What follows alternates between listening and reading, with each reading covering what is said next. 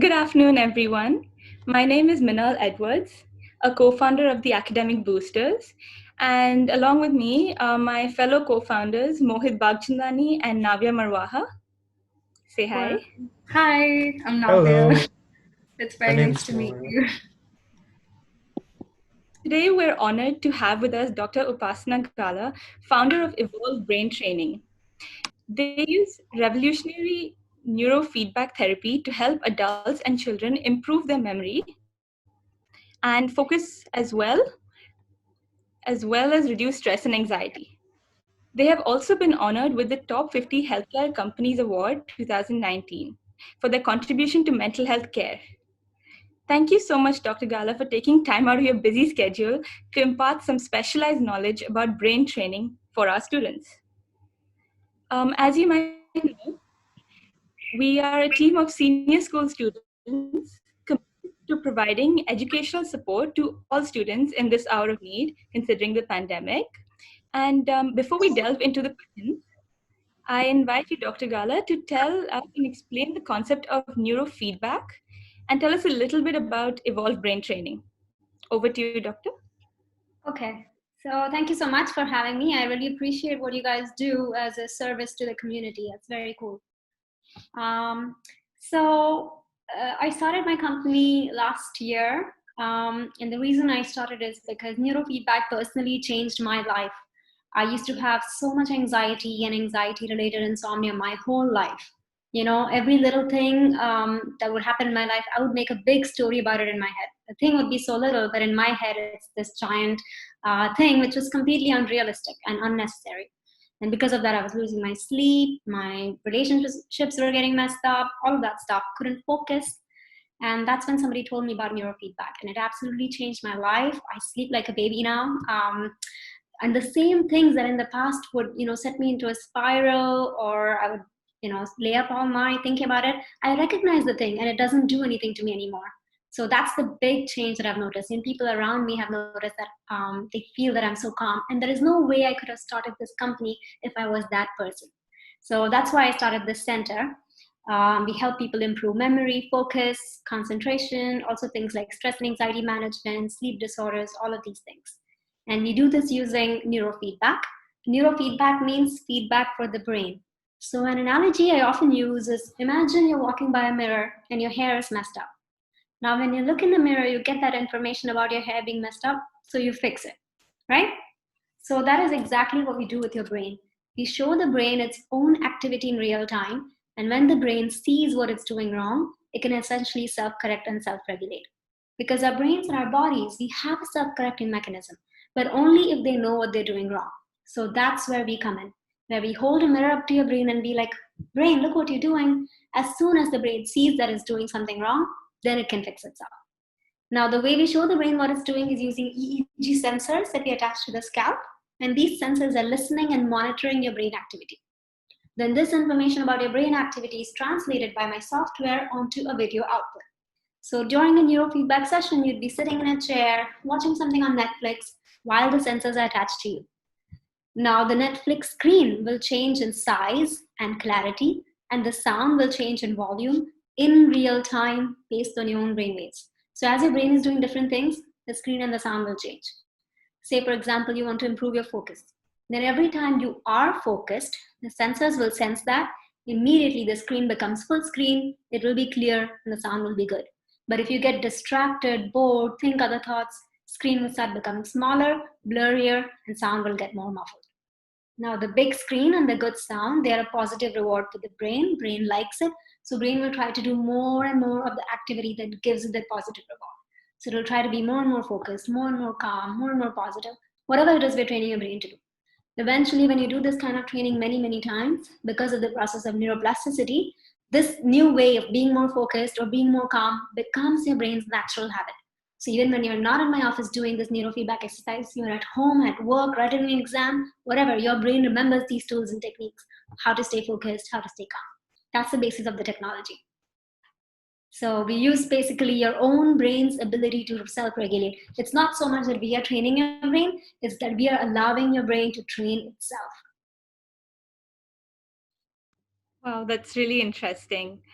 I'm sure a lot of us are learning about neurofeedback for the first time, actually.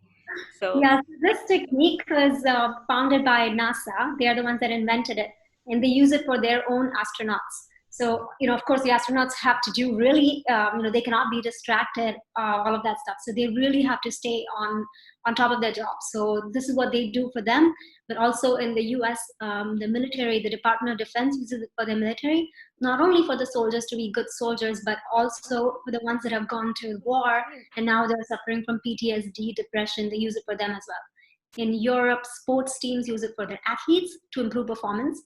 And so it's been used all over the world, but in this part of the world, it's still not that popular. I'm one of the very first people doing it here. oh, that's amazing. Thank you so much for telling us about that. So we have a lot of burning questions from our tutors now. So let's delve into that. I'll go first. So as tutors, how can we help our students stay focused through their classes, considering there are several distractions online? So because everybody's doing online classes now, right? Yes. So the number one thing you should ask all your students to do is have a dedicated space. So if our brain learns from patterns in the past and habit forming. So if you are always used to playing games on your bed or doing something else on your bed, every time you go with your laptop on your bed, even if you go to study, your brain thinks, oh, it's time to play games or it's time to go to sleep, because your brain associates that activity with that location. So you need to have a dedicated workspace. So whether it's a little table next to your, ideally outside of your bedroom, but if that's not possible, then just as away from the bedroom as it can be. And make sure there's no other distractions around it. So on that table should only be the things you need to study, like your computer and whatever else, your notebook, pen, and no other distractions around. Now, similarly, on your computer itself, you need to reduce distractions. So if you're doing all your classes online, you can have all these tabs open, Facebook, blah, blah. So there's apps that will allow you to have restrictions on certain websites. So you can put a time limit, like from 9 a.m. to 5 p.m. or whenever the classes are, you're unable to go to Facebook on your computer. So these kind of techniques can help you minimize these online distractions. And the biggest distraction is your phone, of course. So put your phone in another room. Just don't. And what you can do is you can set. So instead of always checking your phone every time you get a notification, you only check your phone when you want to. So you decide that every hour or every half an hour, I will check my phone. And that's it. So you don't check your phone every time you get an email, but instead you decide when you're going to check your phone. And so that way you are not a slave to the phone. The phone is a tool for you. And there's other things you can do, like put all of your time using apps like TikTok, Instagram, all of that, instead of keeping them right on your homepage where it's so easy to just access it. Just put it inside, put all of these apps in a folder, first of all. So Facebook, Instagram, TikTok, all this goes inside a folder, and that folder is not on your homepage. So it's on page number 3. So you need to scroll a little bit to get there. So you will realize, because right now we don't even if we have like 2 minutes where we are standing in line, we will just go to Instagram. Or if we are waiting at a red light, we'll go to Instagram. We've just forgotten this habit of, we as human beings have forgotten the concept of being bored, because any second we will not like handle 1 second of boredom. We always want to stimulate our brain. And because of overstimulation, that's what causes the brain to not be able to stay focused, even when there is no stimulation. We are always craving that stimulation because we have made our brain so used to it. So one of the ways to avoid it is this technique. Okay, thank you so much for May I that. go next? Yeah, sure. Hey, doctor. Could you please educate us about some simple techniques to improve our powers of concentration? Yeah. So one of the best ways to improve your concentration or memory is good sleep. Having a good night's sleep will definitely increase your concentration. I know everybody knows this, but I'm going to say it again because I'm a brain expert, and the number one thing you can do to improve any brain-related activity is have good quality sleep. Now, for other things, even simple exercise like doing jigsaw puzzles, for example, they require a lot of concentration. So the more you use that, the more you do those kind of play those kind of games, and it's also fun. So it's fun at the same time improving your focus and concentration. Things like Sudoku, crossword puzzles, word search, scrambles, all these things will help you improve your focus. In fact, we can do an exercise right now with everyone if y'all are up for it. So I'm going to share my screen. I'll just tell you what this exercise does. So you guys can make this exercise for your students as well. And when they do this repeatedly, they will get better at improving their concentration. So I'm going to share my screen and there will be a video. On the video, there will be words. And I want you guys, you can have yourselves on mute, but in your own home, you shout out the color of the word. Don't read what the word says, but you have to shout out the color of it. So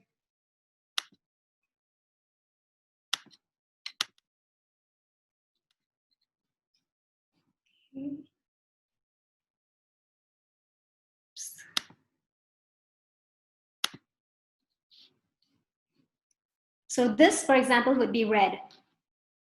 I will do the first stage with you guys, and then you guys can do the rest of you. Yellow, blue, red, red, pink, brown, green, pink, gray, blue. Okay, you guys can do the rest.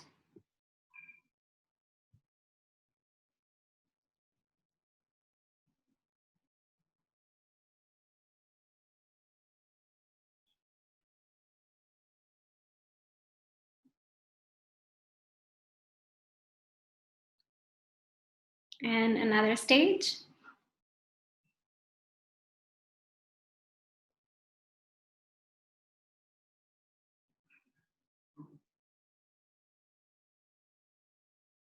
And final one.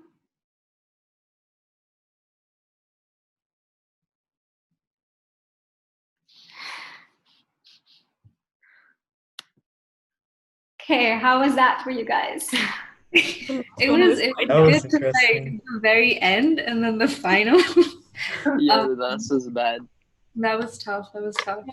Yeah, so the more you do this kind of exercise, the better you will get, not only at this exercise, but also at focus. So what your brain has to do, the text part of your brain that is responsible for text perception is separate from the part of the brain that is responsible for color perception. And your brain needs to focus on the color perception part while ignoring the text perception, which is a distraction. So this is how you teach your brain to focus on what is the important information. And not only that, when you do this exercise, the two parts of your brain, the text perception and color perception, they start to talk to each other better. So they get more connected and more neural connections form between these two parts. And a brain with more neural connections is a sharper brain and a brain that is better protected from future neurodegenerative diseases.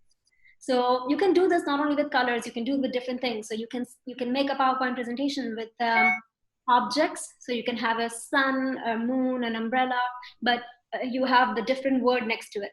So a sun comes up, but it says umbrella. And then the beach comes up, but it says something. And then people have to say the picture and not read the text. So these are different exercises you can do with your kids.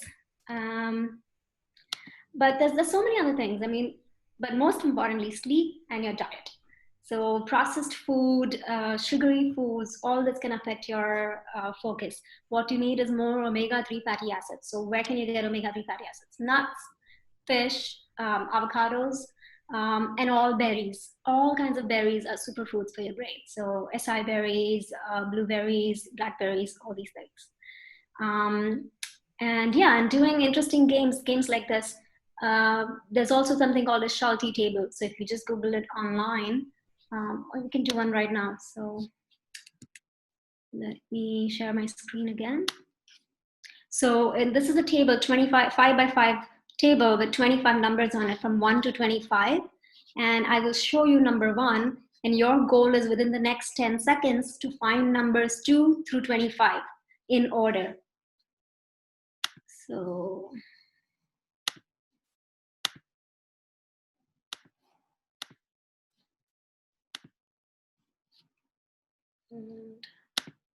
okay, so this is number 1, and you have 10 seconds to find 2 through 25. 3, 4, 5, 6, 7, 8, And time up. How many were you able to find? Like That's 8. quick. 13. Oh. Okay. 13 is pretty good. It's really good. So if you have more than 15, more than 16, that's really nice. That means your information processing speed is really fast.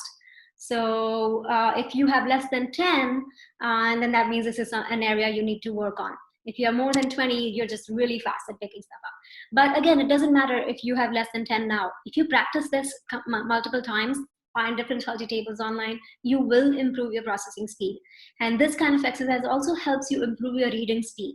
So it can be a helpful tip for your students that want to, some people are really slow readers or they can't finish their work because they don't like reading. So this exercise helps them read faster. Not only does it help them read faster, it helps them extract the right information from the text. So if you're doing comprehension and then you have those questions where you have to find answers to those questions, if you do these kind of exercises better, they will get better at comprehension answers because they're able to now distract unnecessary information, and they are faster readers and they get the right information properly. Thank you, doctor. Yeah. Who wants to go next? Ria? I'll go. I want to know if there are any ways to enhance brain training to improve memory. Yeah. So again, I'm going to stress this again, why going to sleep is so important. Or having good sleep is so important.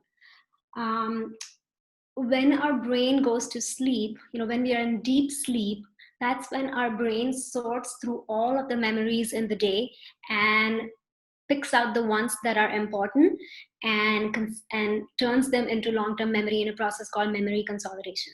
So if you're not getting enough number of hours of deep sleep, your brain is not going to be able to make new memories. All these new incoming information emails just get bounced back.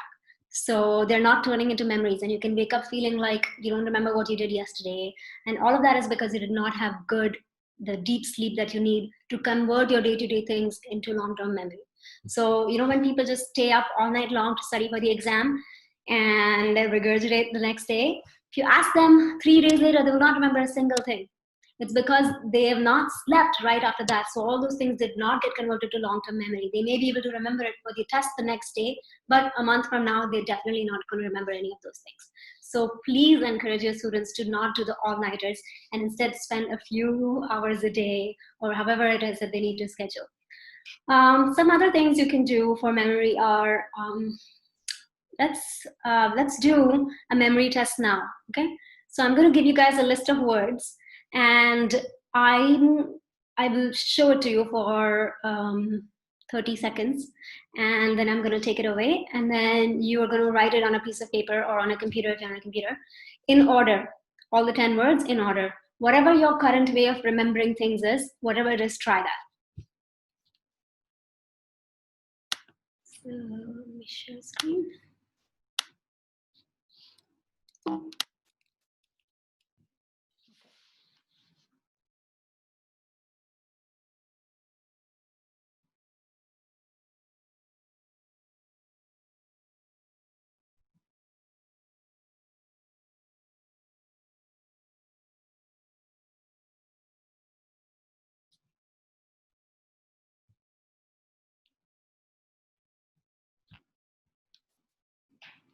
Okay, so now go ahead and write your words in order, and then we will test it if you got it right or not. So I'll give you 30 seconds to write them down.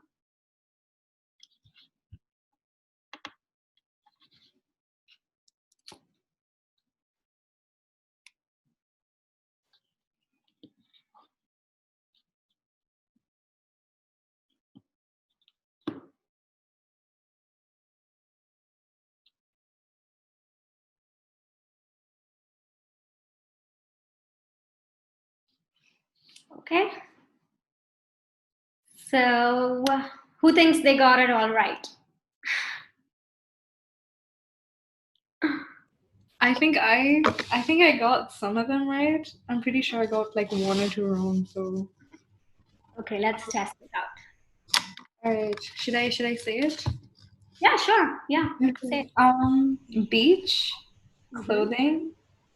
Couldn't remember the one after clothing. Think like Clothing. It's not like pasta. Really? Donkey? Files, sun, song, bottle, pen, pineapple, blue. Oh, can I Okay. try? Yeah. Yeah.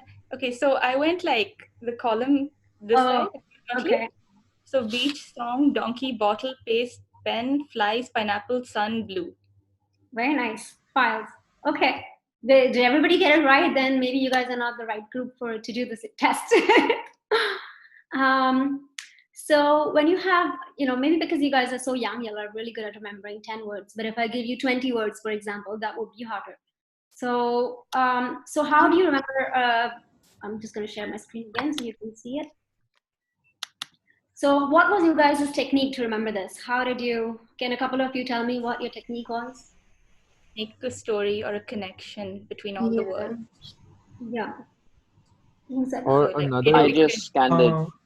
I'm I more of just a saw visual person. the first word and the last word, and um, yeah, I'm more of a visual person, so I kind Yeah. of just took like, an image of that, and I tried to. for me, I listened to all the sounds that were made while saying all those words, and then played that back again to remember all those words in the same way. So listening to sound. Cool. I've never heard the sound thing. That's a cool, for somebody who's an auditory learner, that could be a cool one. I had never even thought of that. Very nice. So yeah, the way I would remember this is by using a narrative story. So I was walking along the beach and I saw a donkey. The donkey had paste in its mouth. He was carrying a bunch of files.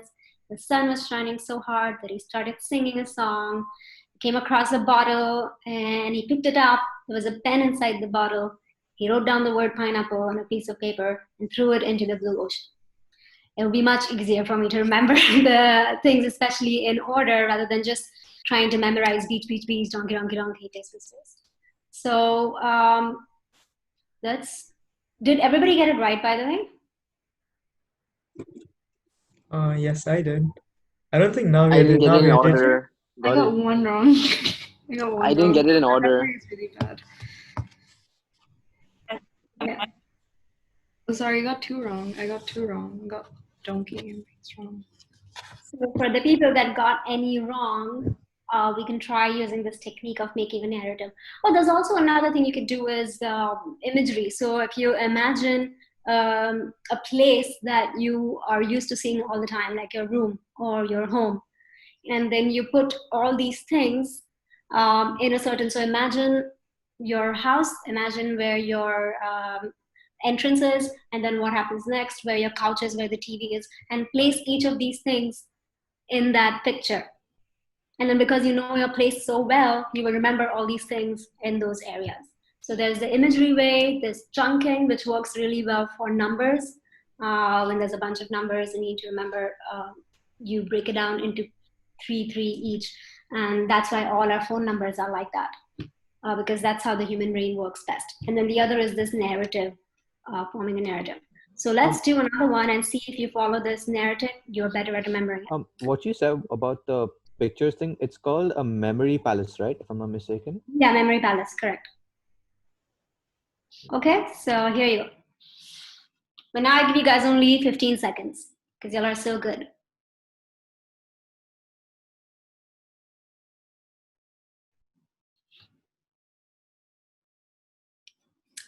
Okay.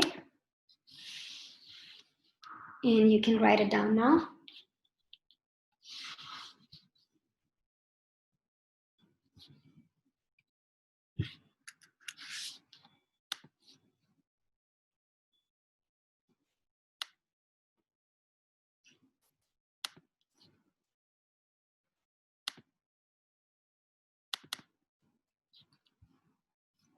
Okay, what do you have? Who wants to go? can I go first? Yeah. Okay, water, square, purple glass, happy car, I can't understand what I've written. Tower, English, soap and boat. Very nice. Was this, for those who did not get perfect score last time, was this method easier? Yeah, kind of. For me, unfortunately, it wasn't like, it didn't work that too fast. You're the person who likes the auditory, right? Who's it? I can't see who's speaking. No, actually, that's Mohit. Oh, that's Mohit. Sorry. Oh Okay. yeah, I got it right. I did the It's auditory the other word. Mohit. Got it. Yeah, sorry.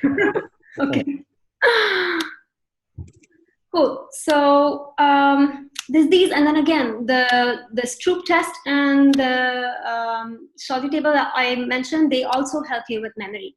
And again, doing word, so you do word scramblers or word wheels, they help you improve your memory too. Sudoku, crossword, all of these. I mean, all of these things that are mentally stimulating and challenging, they are going to help you improve your memory. So what exactly, how does your memory improve? So I'm sure the science students here will know about the part of your brain called hippocampus, which is important for learning and memory. And all of us have are born with billions of neurons. And for the longest time, it was thought that these neurons that you're born with are the only ones that you have for the rest of your life. But we know now that this is not true. So there is a small part of the brain, which is hippocampus, which continues to create new neurons even as you become an adult. And it's these new neurons that are responsible for any new memories or new habits or any new things you learn as an adult. And one of the ways to improve your memory and learning ability is to improve the production of these new neurons in the hippocampus. And some of the ways that you can improve the production of new neurons in your hippocampus is good sleep, physical exercise, especially aerobic exercise. So running, jogging, skipping, anything that gets your heart rate up and increases blood and oxygen flow to your brain. It also increases the size of your hippocampus. In fact, they did a study where they look at brains of mice that were just kept in a cage that didn't have a running wheel, and the mice that had a running wheel and that are running and exercising every day.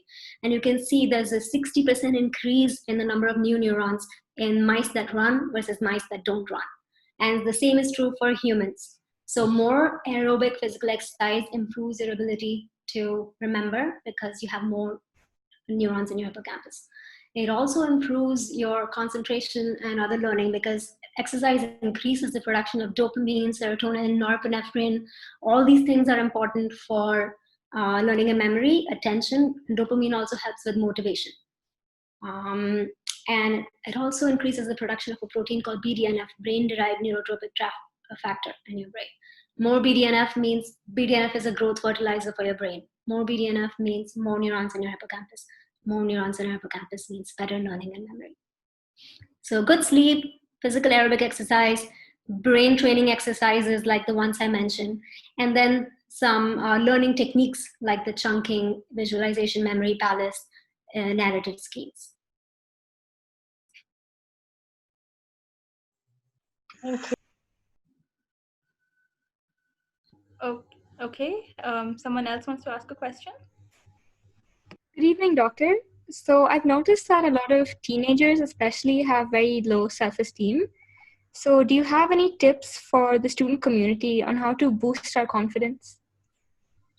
Yeah, so what exactly is confidence? What do you think? What do you guys think confidence is?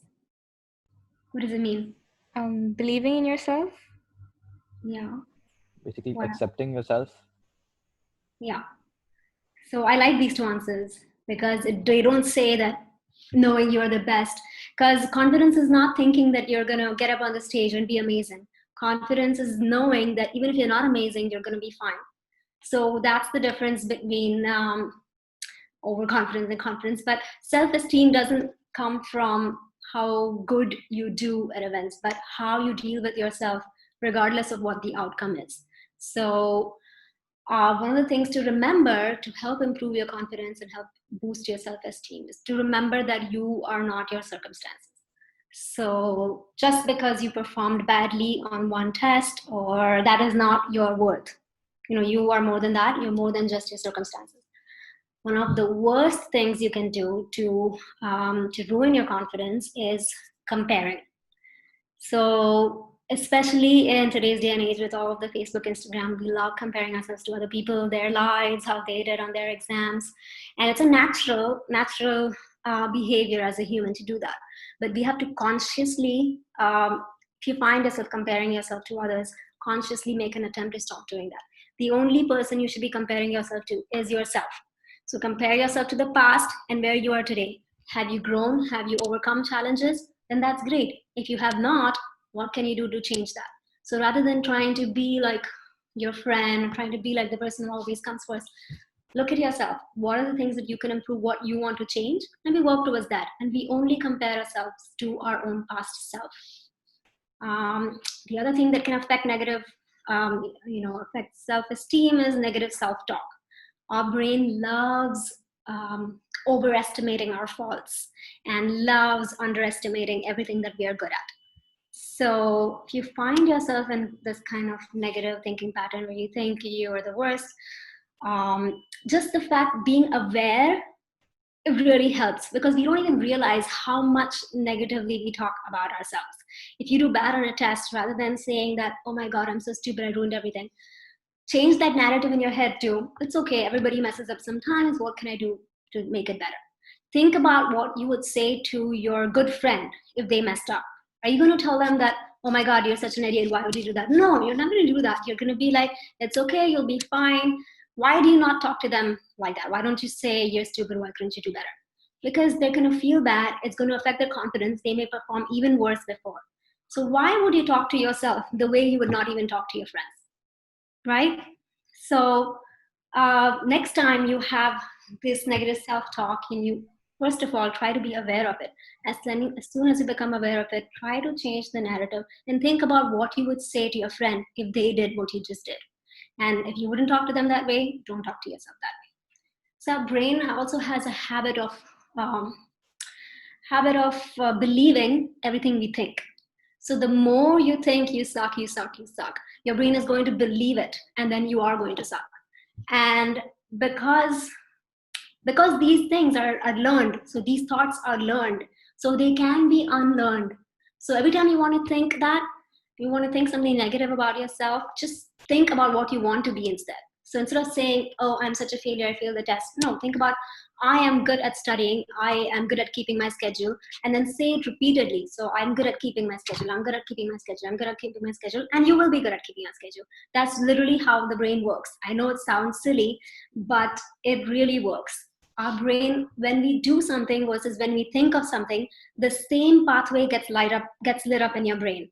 So when you are repeatedly believing something or saying something, for your brain, it's the same as actually doing that thing. So change the story in your own head. It's in your hands and in your head. Also practice self-compassion. So over and over again, research has found that when we are mad at ourselves for something, we just tend to do worse and worse. So be kind to yourself, show self-compassion, and again, treat yourself the way you would treat good friends.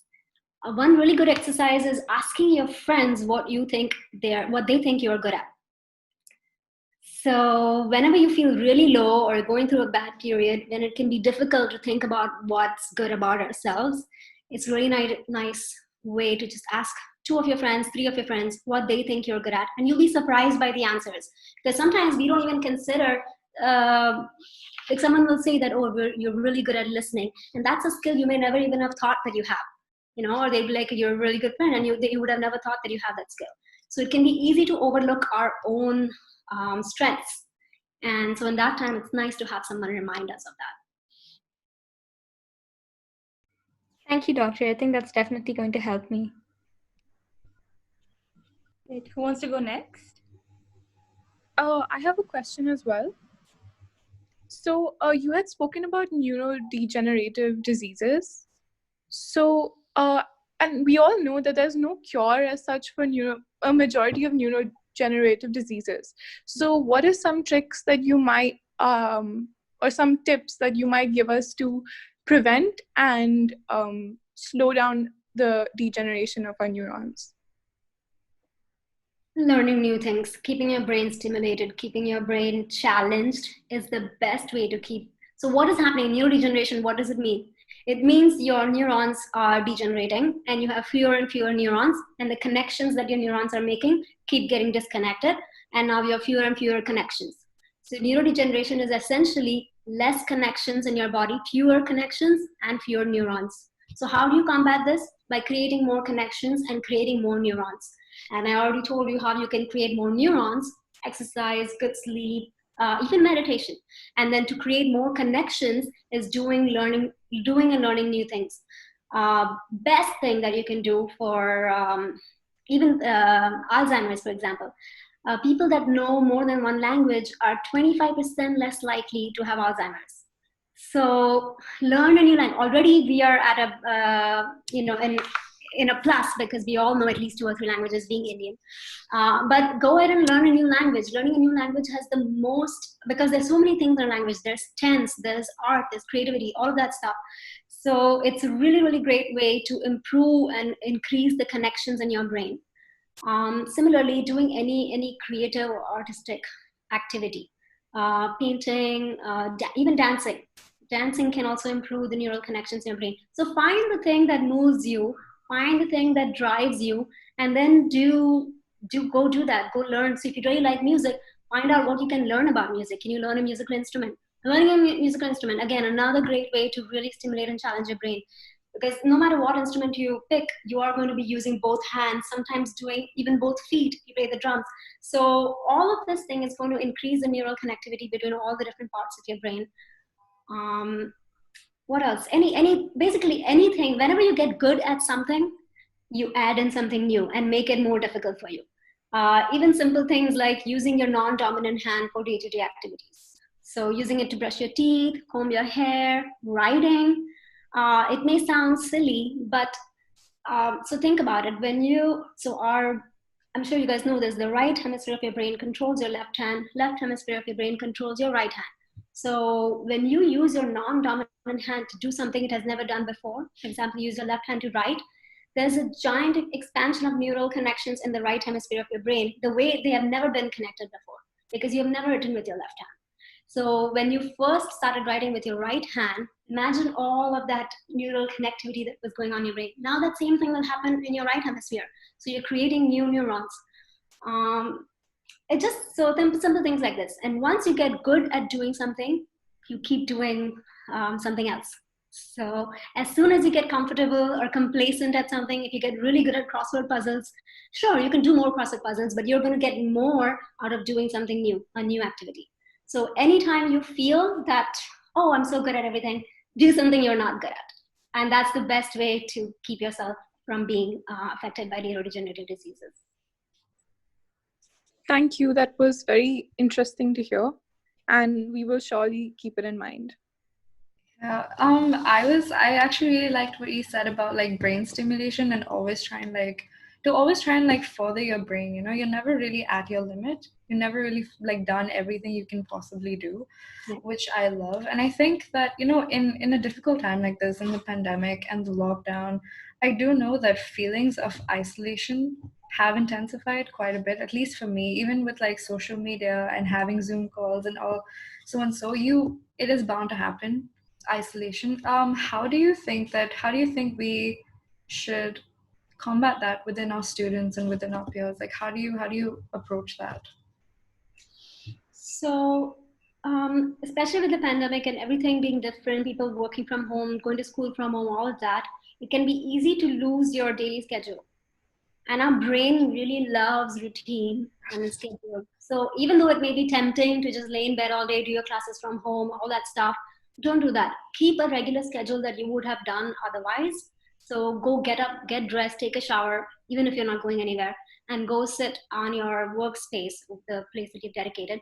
Follow your meal times like you normally would have done. Don't just eat junk food at random times. Keep to a schedule, and that will help you, because feelings of isolation, they also come from like not having a schedule and just being at home and not being responsible for anything, not being accountable for anything. So a good way and very easy way to do it is to follow a schedule that you have always been following. So nothing different in that. Doesn't take any extra effort from your side. Now, other things, of course, staying connected through whatever ways you can stay today. So rather than texting, pick up your phone, talk to your friend, hear someone's voice, see someone's face on Zoom, Write snail mail, bring back the letter writing skills. I'm sure your kids have never written a letter to anyone. So this is a great time to practice that. And even writing is a really great way to articulate your thoughts. To every time you write something, the idea that you're writing gets reinforced in your brain. So even when it's like to reach your goals or anything like that, if you put it down in writing, it's a much better signal to your brain than just keeping it in your head that, oh, I'm going to do this. No, write it down. And same thing, writing letters to your people, improve your communication skills, and try to do online activities with your friends. So I know for Netflix has a watch party option where you can watch with many people and chat on the side. So you feel like a feeling of community. You're not just watching Netflix at home alone in bed. Join a book club. So a bunch of your friends can decide to form a book club, and you all read the same book, and then you discuss about the book and start a conversation about it. There's the museums you can go, virtual museums you can go to with your friends as a group activity, and then talk about the art, see what moves you, all that stuff. Games, play games with your friends. Online games are also stimulating, so you're doing a double activity of socialization and also stimulating your brain. And then also learning a new skill. So if you know that you're not going outside, you have all this extra time at home, use it for learning a new skill. Something you always wanted to do, but you just didn't have the time. You have the time now. You wanted to learn the guitar, pick up the guitar and learn it. There's so many free online tutorials for every single thing. If you want to learn cooking, you can do that. You don't need to spend any money for that. You want to learn painting, you can do that. You don't need to spend any money for that. There's so many free activities that you can do that will, even if you're isolated, even if you're not getting that aspect, will keep you engaged and motivated and not lose. Because a lot of times what happens when you get isolated is you lose your sense of purpose. Like, why am I on this planet? What am I here to do for?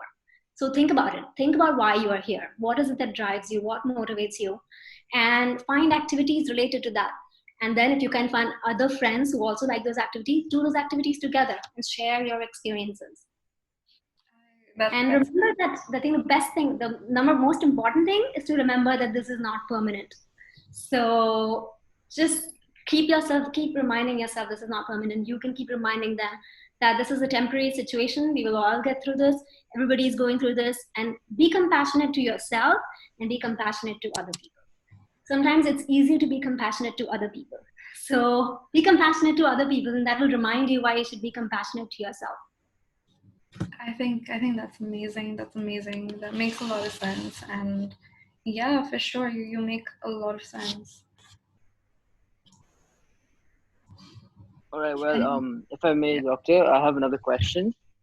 As you said earlier, something about routines. Well, like that got me thinking about procrastination. Like they say, procrastination is the thief of time. Unfortunately, this is something like many of us at this age are prone to. So do you have any tips to how we tackle this? Yeah, this is a very special issue to me because I've struggled with this my whole life also. So I have had to make my own techniques on how to deal with it. I'm much better now than I used to be, but I still suffer from it time and time again. So I'm glad you brought this up because it will remind me the things I need to do to go back to being good again. One thing I always said, so I mentioned already about writing things down. So write down your specific goal, whatever it is. So, and make the goal specific. So don't be like, I want to study more. That's not a specific goal. Say, I want to do 3 chapters by Thursday night. So a specific goal with a timeline. Because if it's just in your head, it's just a vague idea. If it's down on paper with specifics and timelines, it gives a better signal to your brain. Oh, this is what we need to do, and we need to do it by this time. And one of the reasons why people procrastinate a lot is because it's hard to think of the benefits, because you feel like, if you do well on your test, you find out a month later or something like that. There's no immediate reward for you studying, because the reward will come when you give the test and you do well on the test. So what's the benefit of studying right now? I don't get anything from it. So make the rewards more immediate. So come up with your own system. If I study for 2 hours continuously, I will reward myself with I don't know, 15 minutes of video games or whatever it is that you like to do. So if you make this kind of reward system more immediate, your brain is more likely to follow through. But of course, make sure that the rewards don't take you down a spiral and you don't end up spending 3 hours on your video game or whatever. You know, have a limit for the reward as well, whatever the reward is. Or the reward can be a cookie or whatever it is. So write down your goal, be specific about your goal with a timeline, make a new reward system that makes you more likely to follow through on your goals. And make the tasks more achievable. The worst thing about like doing anything new is the starting. So once you start, it is easier to keep going. So how do you motivate yourself to start? If it's a big thing, like I'm going to finish 3 chapters by Thursday, it's like, oh my God, 3 chapters, I don't want to do it. Make it small. I'm going to do half a chapter today. I'm going to half a chapter tomorrow morning and half a chapter. So half a chapter is less intimidating to your brain. So break down your task into mini tasks.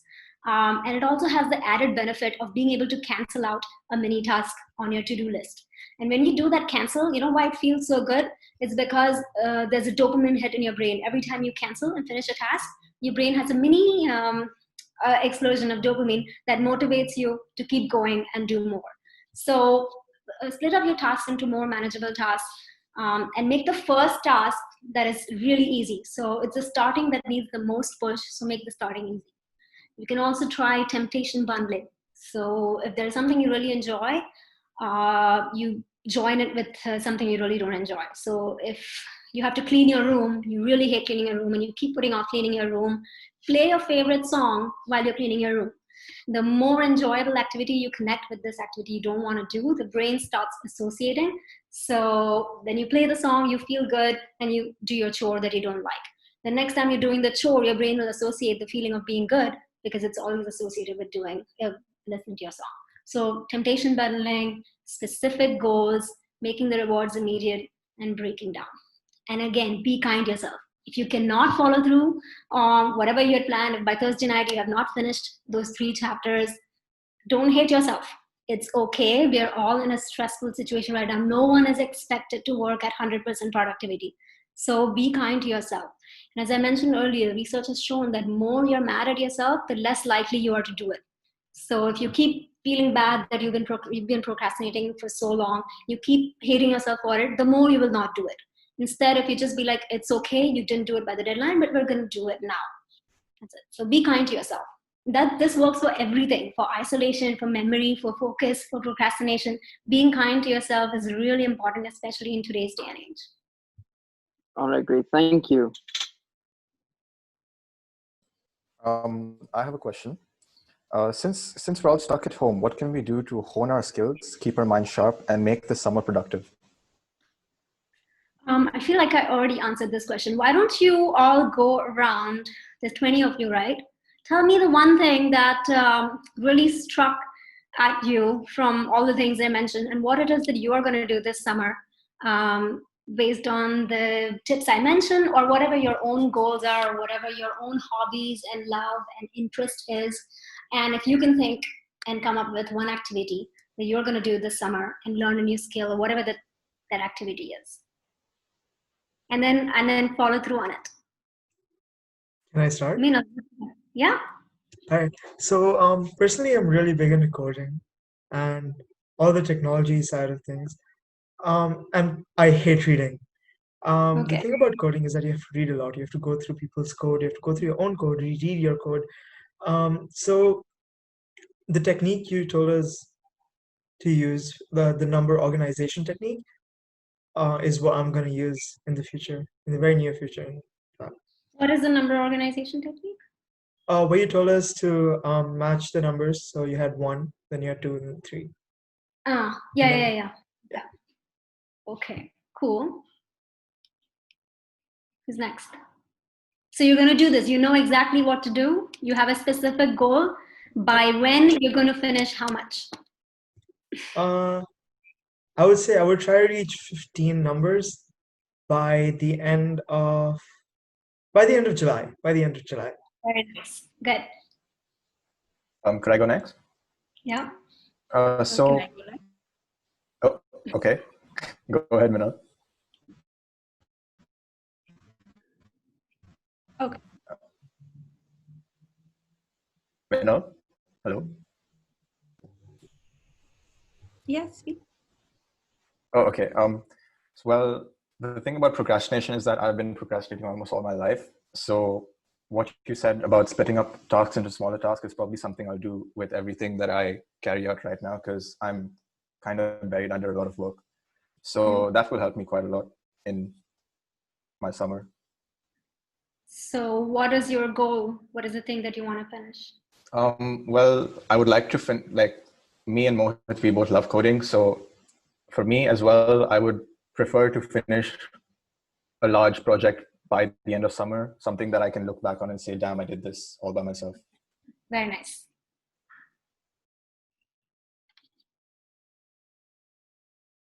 Yeah, who's next? Well, if anyone minds, can I go? Yeah. All right. Well, I'm gonna do something pretty much similar to Leon's. Like right now, I'm learning the entirety of Photoshop. So I guess my goal will be pretty much similar. By the end of summer vacation, I would like to design an entire, or like clean up some major project that I've been working on using Photoshop. Okay. Yeah. Don't forget to break it into smaller pieces and reward yourself every time you finish a small piece. So it keeps you motivated to go to the next piece. All right. Yeah, sure. Thank you. May I go next? If anyone is mine. Sure, Can you go guys ahead. say your names, whoever's going next, so I know where to? You can all turn on your videos now, by the way. I can see who's talking. 1 second.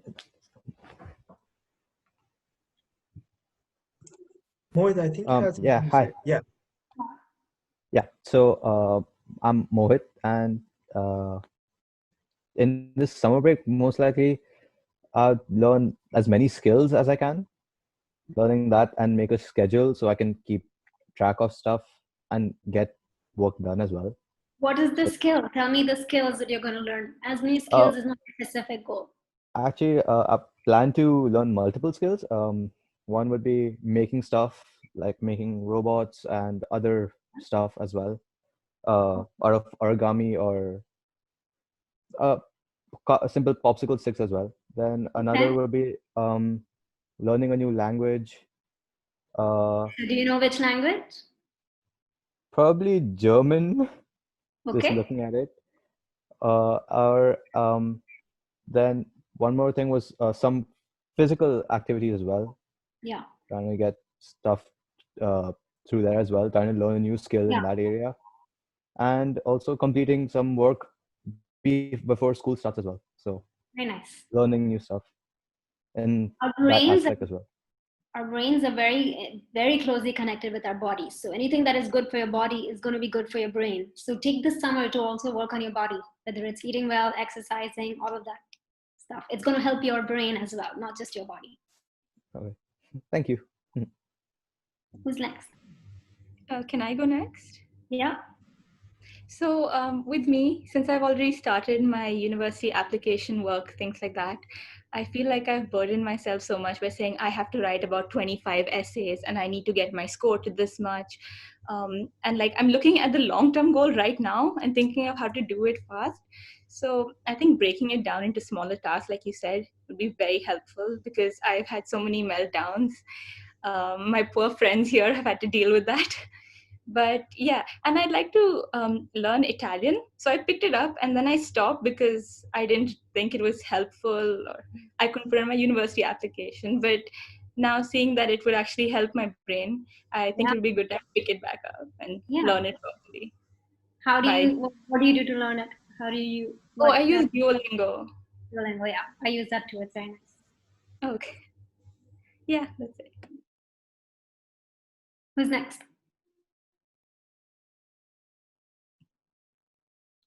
Come on, guys. Hi, my name's Tarana. Okay, hi, Tarana. And I've always loved reading, but in this quarantine time, I've started reading a lot more, and it's inspired me to write a lot of articles or just short stories and poems, but I never got around to it. So what you said about, feeling like you don't have a purpose, I think that resonated with me. But if I start writing, I might feel like I have more of a purpose. So I'll definitely look into doing that in the weekends. Okay, very cool. Let's do 3 or 4 more people. Can I go? Yeah. I realized that like this entire duration, you've put a lot of emphasis on sleep and like sleeping patterns. And I know for a fact that all of us, or at least most of us, have very, very messed up sleeping schedules. Like we're up to like 4, 5. I know I am. How do you kind of like regulate that? How do you start or force yourself to sleep early? It's a very personal thing for me. I mean, I've suffered from insomnia my entire life until I had neurofeedback. So I developed a lot of ways to deal with it. Number one thing, you must have heard this 1,000 times, but I know it's hard to do, but I'm going to say it again because it's the most important way to sleep properly, is to not use any devices for 2 hours before you sleep.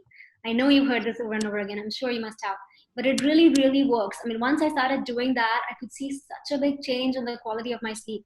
It's not just would I fall asleep easier, but I would wake up feeling more rested. Most of it is because of the blue light that comes from the screen. So if you are going to use your phone, at least turn your blue light filter on from like 8 p.m. and on all of the devices. So don't watch TV, and on your laptop, you put an app called f.lux, and that will create a blue light filter on your laptop. And if you want to watch TV or want to have other devices, screens, then you buy those blue light filter glasses. That will help you, because the blue light that comes from these screens is basically a signal to your brain to shut down the production of melatonin. And the melatonin is what makes your brain fall sleepy. So your brain thinks it's still daytime, so it doesn't produce any melatonin. That's why you have trouble sleeping. So that's number one. Number two, keep your sleeping environment sacred. So don't do anything else there. Don't sit there, play games. Don't sit and watch Netflix there. Don't eat on your bed. Don't do any of these things. The bed is only for sleeping. So if you keep that bed place sacred only for sleeping, it sends a signal to your brain that every time you get on the bed, your brain thinks, oh, it's time to sleep. Instead of thinking, oh, it's time to watch Netflix. So you need to make that association of sleep with your bed and nothing else. Keep the room dark, have a comfortable, cool environment, all of those things. And have a sleep routine. So these are things that you start doing an hour before you go to sleep. So whether it's taking a warm shower, drinking milk, meditation for a few minutes, whatever, have a routine that as soon as you start doing it, your brain goes into the process. Oh, okay, 1 hour from now, we're going to fall asleep. So it starts that wind down process in your brain. So sleep routine, no phone screens, anything for at least 2 hours before. And if you must have, then have your blue filter on and keep your bed sacred. These are the 3 things that I can tell you.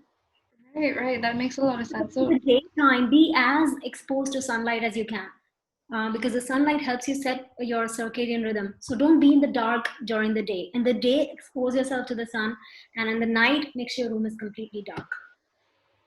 That makes a lot of sense. So like basically just let go of all distractions when you're going to sleep, Yeah, and it may not be easy for the first. Any habit is never easy. If you get through the first 3 weeks, then it will naturally become a habit. Then your brain will not have to try so hard. First 3 weeks of any new habit are difficult. So you have to push yourself through that and remind yourself of the goal. Goal is for you to have good sleep for the rest of your life. So push through the first 3 weeks, no matter how hard it is. Try these different tips and techniques and stuff. Bring your sleeping time earlier and earlier, at least by 15 minutes a day. So by 3 weeks, you are sleeping at the right time. That makes a lot of sense. Thank you.